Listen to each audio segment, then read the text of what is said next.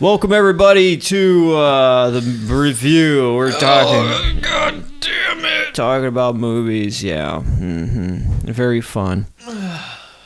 It is early morning here in small town USA as the sun has risen, and I just got out of bed About 5 hours ago. Right. All right. So let's cut this preliminary talk and let's cut right down to it.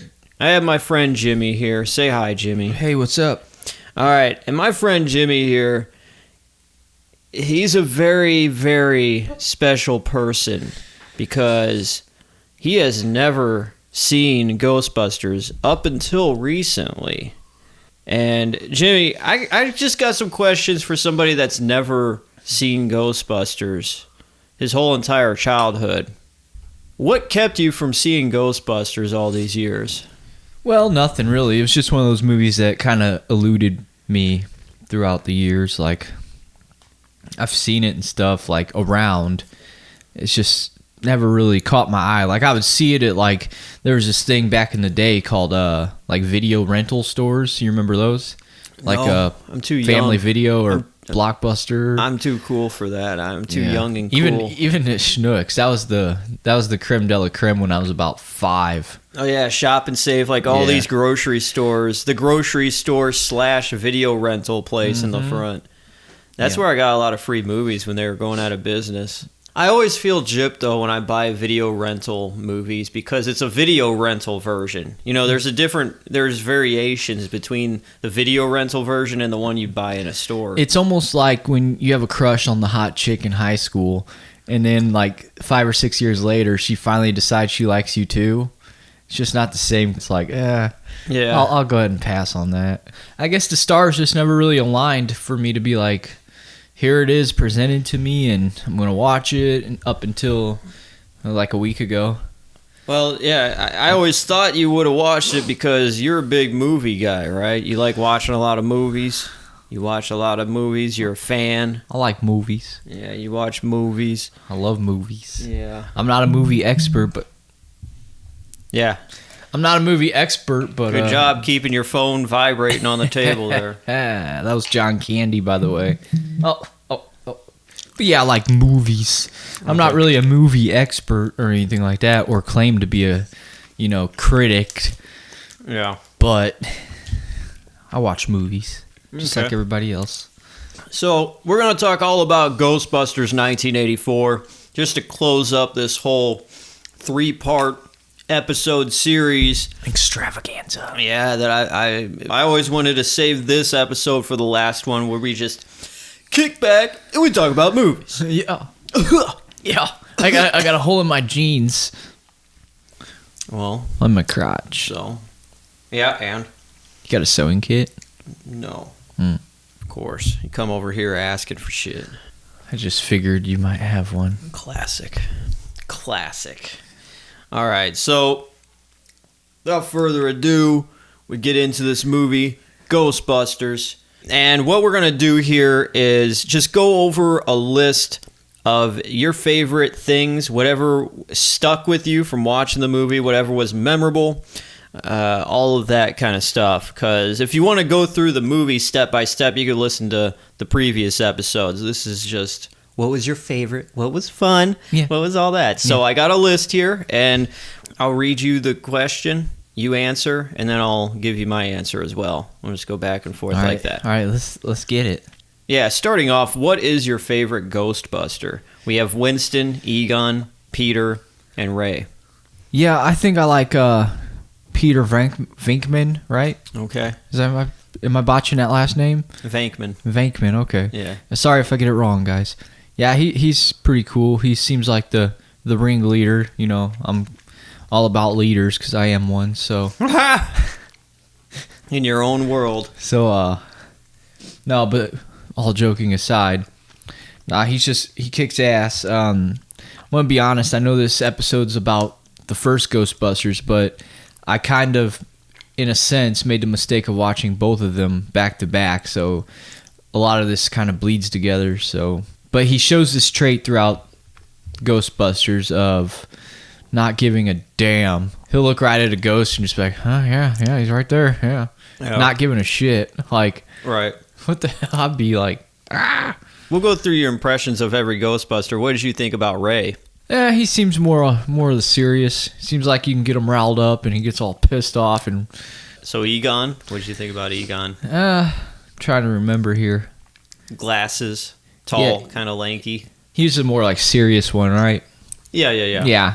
He's the one who, made all the proton packs and all that stuff. He's like the brain. Yeah, of the he's group. all right. He seems kind of overshadowed by the rest, honestly. Yeah. Yeah. He's like a slow burn kind of guy. When I was a kid, he was probably my least favorite, just Right. because he was, Just doesn't play a big part. He was the Donatello of the Ghostbusters, basically. Well, you Okay, like okay. Donatello. You're right. Okay. But yeah, that's how I see it. Peter Venkman is the Michelangelo. Ray is like the Leonardo. No, wait, Ray would be probably Raph. Raph, yeah. Ray would be Raph. Winston would be kind of like the everyday kind of guy, so he'd be Leonardo, and Donatello would be Egon. And speaking of Winston, Yeah, what'd you think of Winston? he kicks ass just because he doesn't care. He just wants some money. Yeah. He doesn't care. He'll do whatever. So that's exactly what I was gonna say. Is my favorite is Winston, just because he seems like just like the working man. And that one line, as long as there's a paycheck involved, I'll believe anything you say. Yeah. He's only out to get a job, and that's it. He just goes along for the ride. He's just enjoying it and all that. He's just more level-headed, everyday man, working man, kind of Ghostbuster. I watch more and more Ghostbusters as I get older, and I keep my eye more and more on Egon. And there's little things about his personality. He may come off as like doesn't have a personality at all, but his character, he has a sweet tooth. All of the stuff that he has is always like candy oriented. Peter Venkman gives him a crunch bar at the beginning scene as they're walking outside of the library. He says, "You earned it," and gives him and then the Twinkie. He always talks about the Twinkie. So everything about him is almost like snack food. Fat motherfucker. But he's not fat. That's the thing. He's a skinny, nerdy kind of guy, but he's cool. I've come to appreciate the character of Egon more and more over time. Okay, what's your favorite line from the movie? I come to the realization that the whole movie is a fuck. Can I say fuck? Yeah, stop doing that shit. You can say fuck. Come on. Fuck. So the whole movie is a fucking quote. Like every line almost. Mm-hmm. Like every single line. But I don't know, there were probably better lines or funnier lines, but the one that really got me was when he said, Peter, I think, said, "We came, we saw, we kicked his ass." Yeah. Yeah. In a alternate take, he says, "We came and we came again," or something like that. Plus he ad-libbed half the shit he said too, right? Yeah. And then my favorite is Peter says, "It's true, Mayor," whatever he says, "this man has no dick." And then they fight, and then he's like, "Well, that's what I heard." Moving on, who is the hot chick of the movie? There's only like 2 or 3 chicks in the whole movie. Well, you got the main chick. What was her name? Sigourney Weaver's character, Dana Barrett. Yeah, Dana Barrett. Then you had the Ghostbusters. Yeah, Janine Melnitz, who's played by Annie Potts. Who's still kind of hot to this day. There was that one chick at the party that the nerdy dude Rick Moranis was trying to get with for a second there, and she's like, "Yeah, fuck you." I don't know. I think the secretary, the Ghostbusters. Yeah. Now that I think about it, it's probably the hot chick of the movie. Annie Potts. Yeah. Yeah. When they were casting the women in Ghostbusters, they made sure almost not to cast. They cast real chicks that would actually fit in the real world instead of just really bang out babes. Except the one that is the Playboy model that was in Ray's Dream, where that's the ghost. The ghost. Yeah. But Kim Heron, I think, is her name. But I would say it's all a tie because the women in these movies, in this movie, I like tall women. So Dana Barrett, I like her for her being tall. Annie Potts would probably be my number one top pick with Janine. And then Kim Herron, the ghost that gets with Ray. And in an alternate ending, Ray goes back to that place where he gets a little, nice little fun time from the ghost. But they cut that out. So that was actually a real scene, but they turned it into a dream scene. But anyways, nevertheless. So your hot chick of the movie, Annie Potts. Same Yes. here.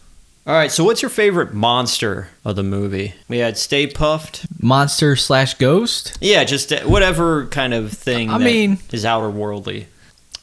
I guess the cliche answer here would probably be Slimer, or I guess you could say, Stay Puffed. yeah. Yeah. The Slimer kicks ass because he's just a fat piece of shit, minding his own business, more or less. Yeah. He just wants some food. I would have to say Slimer, too, myself. Yeah. Even though Stay Puffed obviously is a close second. And then, what is your favorite non-Ghostbuster character out of the bunch? Well, probably Rick. What's his name in the Rick movie? Moranis? Yeah. Louis Tully? Yeah, Louis Tully. He's kicks ass. He's kind of a weird dude. Did you just like him because he was like just a nerdy kind of guy? Or is it just... Well, he means well. I mean, he's all right. They should have made him a full-time GB. Yeah, I would like to think... I don't know, it's a toss-up between probably Janine and Walter Peck. That asshole EPA guy with the red hair. Oh, yeah. That Because... was an asshole. Well, yeah, that's. I mean, I just like that character because the guy played it very well. But yeah, he was a good heel. He was a good heel. Yeah, good heel. Ray was a great baby face. All right, so your favorite location in the Ghostbusters world? Where do you think? We've got the firehouse. We've got the Temple of Gozer. We've got the apartment building, which I guess could be, but I guess the beginning in that little reception hall when they first get slimed by Slimer. Oh yeah. He's like, "Oh, I just got slimed. Yeah. I feel funky," or whatever he said. Yeah. That was a good location. Okay. That's ideal. I like that. The chandelier and all that. It was kick ass. So that was your favorite location? Yeah, I mean, in the Ghostbusters world, yeah, I could always say it took place in New York, so anything that showed like the old buildings and stuff was pretty cool too. Yeah. Of what it was, like the World Trade Centers and all that. I would have to say my favorite, obviously the firehouse, just because as a kid, I always dreamt of just living in it. All right, we got a plane coming overhead. We'll just wait for that to get the fuck out of here. All right, that plane got the fuck out of here, and we're back. So, yeah, the firehouse is my favorite. And moving on, we got 2 more questions. What is your favorite scene out of the entire movie? A part of that movie that really hit me good was just that the first time they really ran into like Slimer and all them at the reception hall, whatever you want to call it. And then like the part where the Stay Puft Marshmallow, they piss him off and he has that face like he's taking a dump, that mean face. Oh, yeah. That was great.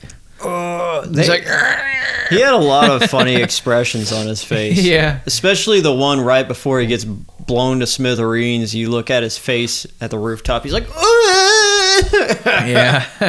Like when he gets pissed off, he's like, looks like a fat baby. Yeah. I would like to think probably my favorite scene is right before they go up to the Temple of Gozer in the apartment building and lightning starts striking and the street starts breaking up and they all fall into it. And Yeah. shit. Yeah. Oh, yeah. That's probably like my favorite just even as a kid because I grew up in the neighborhood with my friend Chucky living down the street, and I had a proton pack and he had a slime pack from Ghostbusters 2, and we would always recreate those things, and we'd always like play in the ditch and pretend that the ditch was the broken up ground, and we'd be like, oh, and pretend we fell in there, and we do all that kind of stuff. So that was always a very memorable scene for me, and I always liked that. And to add on to that, when they got sucked underground or whatever, or fell underground, Yeah, they just fell. there was that moment of silence, and then you see the hands pop up, and everyone's like, oh my god, they're alive. And then there's another scene too I just thought of. Was it Zool? Oh, no, Gozer. He's like, "Are you a god?" Oh, yeah. And he's like, "No." Then die! And then old dude's like, "When someone asks you if you're a god, you say yes." You say yes. Which was a line that Harold Ramis came up with while shooting that scene. And they threw it towards Winston to take it. So Harold Ramis was played by Egon, in case, just filling in the blanks there. Yeah. Yeah, for all you casual fans out there. Yeah. All right. So we come to the final question of this movie review of Ghostbusters 1984. Jimmy, what would you rate Ghostbusters on a scale from 1 to 10? Let me check my notes. I actually jotted this one down. Oh, wow. You actually prepped for this. Okay, 7 out of 10, baby. Solid 7. Solid 7. I saw you almost spit up your coffee a little when I said that. No, I didn't. Oh, 7, I'm fine. that's it. I'm not sitting here to tell you what to think. Yeah, well, why 7 out of 10? That's a good number. I know. It's a good number. It's a decent number. Yeah. Why isn't it a 10? Why isn't it a 10 out of 10? Yes. Well, it just started off a little too slow for me. It was a slow burn of a movie, which is fine. I'm not saying there's nothing wrong with that. It's just, I'm one of those guys who like straight action from the get-go. That's my personal preference in a movie. So the way they slow burned it toward the top there was good, but it just wasn't good enough to get the 10 out of 10 for me. What, there wasn't enough proton packs being shot? Yeah, here we go. Lightsaber duels? Here we go.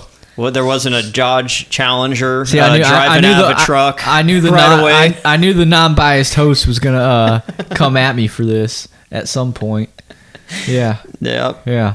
Yeah, there all right, wasn't. well, what do you give it, There Deej? wasn't flames and blow and flashy lights all the time, the entire time. What do you give it, Deej? 10 out of 10. Yep, knew it. Give it a 10 out of 10. If I could give it a bigger score than that, I would, but it's a 10 out of 10 because not just because I grew up watching it, but for the longest time, I didn't watch this thing, and I only seen it in pieces, and as an adult, I finally sat down and watched this, like, thoroughly engaged. Not just watching it as, just as a kid or whatever, just like as an adult watching it, and it actually was better than I ever remembered as a kid. And this is one of my favorite movies of all time as a kid. You get those movies when you watch it as an adult and you're like, oh man, why did I like that? That movie sucked. Yeah. But this was actually the complete opposite. It was a pleasant surprise. Yep. Watching it as an adult, it was even better. So that's why it gets a 10 out of 10. Catch those minor subtleties that you wouldn't as a child. Correct, yes. And then kind of having an idea now of how movies are made, the structuring and the story and the pacing, it all was perfect to me. Now, you might have said it started out slow. I mean, maybe they should have threw some lightsabers or something at the beginning so you could double, double-bladed lightsaber. I came here to give you my review, not knowing I was going to be judged by the host. Now, I expect the internet trolls to say something, but the host himself. You are a friend of mine, so it's okay for me to do this. All right, you know what? I'll give it a 7.5 out of 10. It still doesn't make me think any better. If I could give it no stars, I would. No, in all honesty, that's your opinion, so, whatever. So you do that. But I give it a 10 out of 10. And what was it rated on all the bigger platforms? Oh, yeah, you're right. I never really looked into that. Let's do that real quick. I didn't even look that up because it didn't really even matter. It doesn't even matter to me. But just for the record, it's bringing up that shitty 2016 movie. Oh. All right, I'll put 1984. Okay, so IMDb. Well, IMDb is close with you. They gave it a 7.8 out of 10. And Rotten Tomatoes, they gave it a 97%, though. So it's almost completely a perfect movie, according to Rotten Tomatoes. And the average out of 5-star summary from users, 4.7 out of 5. Nice. So, were you rolling your eyes there? What are you thinking? I was doing some math. What kind of math were you doing? I don't know. If that calculated into 7.5 out of 10? Yeah, kind of. Which obviously it doesn't, because yeah, more like a 9-ish. Yeah. All right, so there we go. Short, sweet, simple, and to the point. Jimmy gives Ghostbusters a 7 out of 10, and I, DJ Glowing Ice, give it a 10 out of 10. Any final words about Ghostbusters, Jimmy, that you got the table now? Highly recommended. I mean, I watched that one. I did watch Ghostbusters 2, which is that a future episode, or? That will be eventually. Okay. Yeah. Well, we'll have to talk about that. Yeah. But I am looking forward to the 2021 one. Afterlife. Yeah, Afterlife. Yeah. It's a good flick. I'm glad I watched it. Everyone has those movies that they never seen that they should, and Ghostbusters was amongst one of the ones that should have seen that I never had. Yeah. But now I have. Yeah. So yeah. I'm moving on to the next. Yeah. So that's it. Good times. Highly recommend you watch it. It's a good watch. You really got to put yourself back in time and not expect the good old CGI like bullshit. Yeah, it's good stuff. Yeah. So aren't you glad you did watch this? So now when Ghostbusters Afterlife comes out, you're kind of run up to speed. You know, when all the big hype is going on, you could be a part of the hype now. Yeah. So I wonder if I know this is a little off subject, but I wonder if this Ghostbusters Afterlife, if like one of the original characters are coming back as a ghost. Has that been rumored, or? I don't know. I haven't really dug into the rumors because it's all hearsay shit until... All I've seen was the teaser trailer. Yeah, I did too. That'd be cool, though. Yeah, from what I gathered is that Egon Spengler, sadly, Harold Ramis, who played Egon, is no longer with us. I think it's his kids, his grandkids, become Ghostbusters. They come across the stuff. But I don't know. That's all rumored still, but that's what I kind of took from it, from my own speculation. But we shall see, and I can't wait to do that episode. That's for sure. Anyways, guys, thanks for listening. And that was our review, mine and Jimmy's review of Ghostbusters 1984. Jimmy, final words. Anything you want to say? John Candy should have been in the movie. Until then, guys, take care and blah, blah, blah. That is the movie review. And it's okay to cheat. All the time. All right. All right, bye-bye.